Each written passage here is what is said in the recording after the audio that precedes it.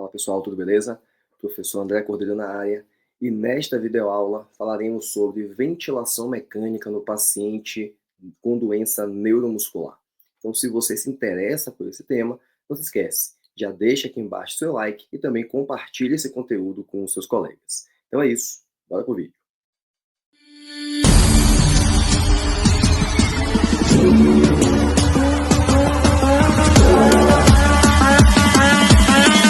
Ok, pessoal, vamos tratar aqui de um tema novo da última orientação prática de ventilação mecânica, né, que é a ventilação mecânica nos pacientes com doenças neuromusculares.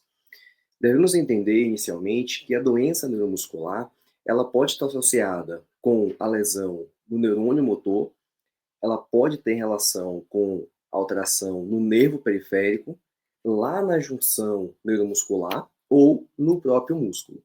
Então, qualquer um desses componentes afetados, uma vez afetados, isso se configura, se caracteriza como uma doença neuromuscular. E aí, tudo que veremos em relação à ventilação mecânica cabe para esse perfil de paciente. Primeiro, o entendimento de, nesse perfil de paciente, assim como outros também, devemos ao máximo evitar a ventilação mecânica invasiva. Logicamente, existem algumas situações que veremos aqui que a ventilação mecânica invasiva é a primeira opção, mas normalmente a ventilação não invasiva é a primeira escolha.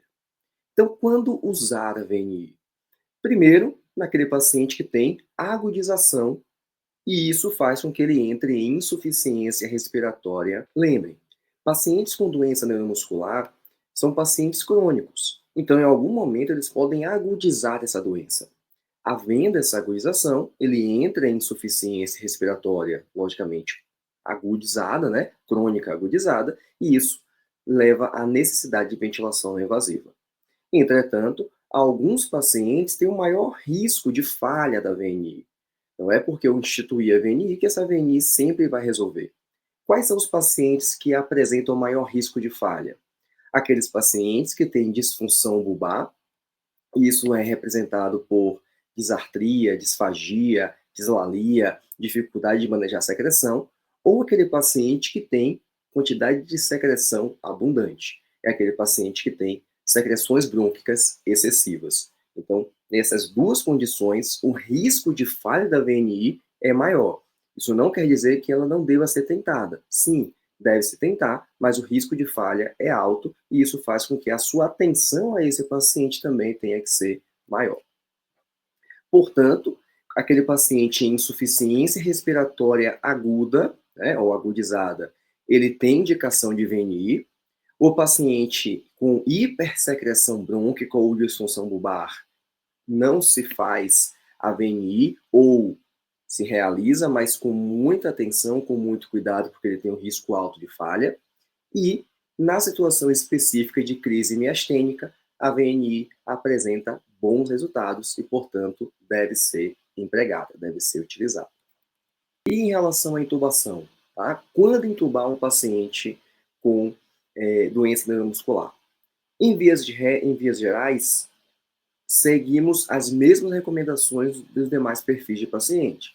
Glasgow reduzido, aquele paciente que está em insuficiência respiratória, principalmente após a falha ali do processo de ventilação não invasiva.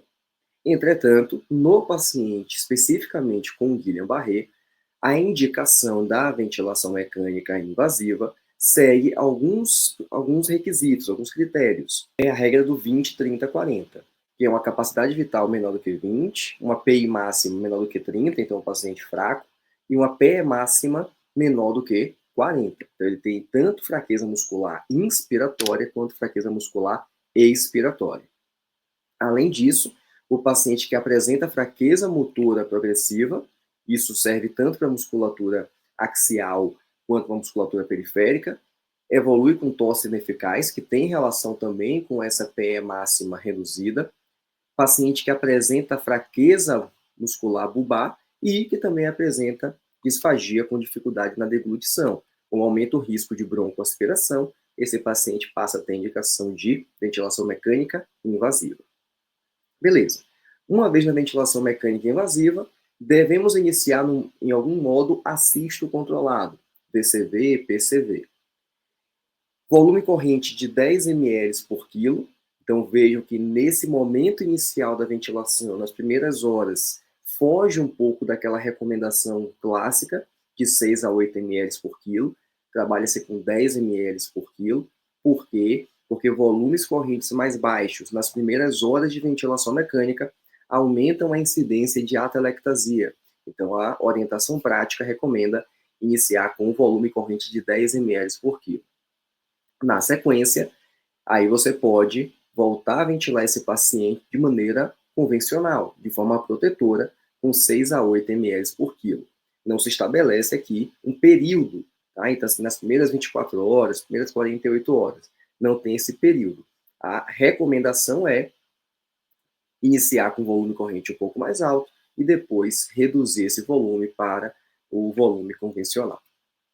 Em relação ao desmame, o paciente foi tentada a ventilação não invasiva, não teve sucesso, foi entubado e agora chegou o momento de extubar esse paciente, desmamar e extubar esse paciente.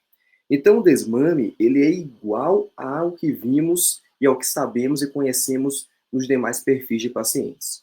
A forma é a mesma, realização de todos os testes preditivos, dos índices preditivos, realização do teste de respiração espontânea, avaliação de sinais de tolerância ao teste, e, após esse paciente passando no teste, existe a recomendação da instituição da ventilação não invasiva. Então, passou no teste, estubou o paciente, coloca o mesmo na ventilação mecânica não invasiva e aquela ventilação mecânica preventiva, porque ele tem um fator de risco, que é a presença da doença neuromuscular, é um fator de risco para falha da extubação. Então, você coloca esse paciente na ventilação não invasiva.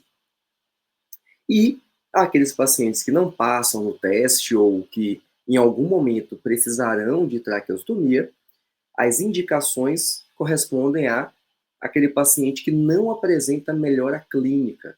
Então ele já está na ventilação mecânica invasiva, ele não tem sinais de melhora clínica, esse paciente tem indicação de traqueostomia, seguindo os mesmos protocolos dos demais pacientes. E existe a traqueostomia precoce, é aquele onde você entende que pela condição do paciente, pela doença desse paciente, ele ficará em ventilação mecânica por um longo período. E aí se indica a traqueostomia precoce. Então é isso. Se você gostou aqui desse vídeo, onde falamos sobre ventilação mecânica nos pacientes com doenças neuromusculares, não se esquece, se inscreve aqui no canal, também ativa aí o sininho e deixa o seu like. Toda semana, 2 vídeos aqui no canal, falando e atualizando as últimas orientações práticas de ventilação mecânica de 2024. Então é isso. Até o próximo vídeo.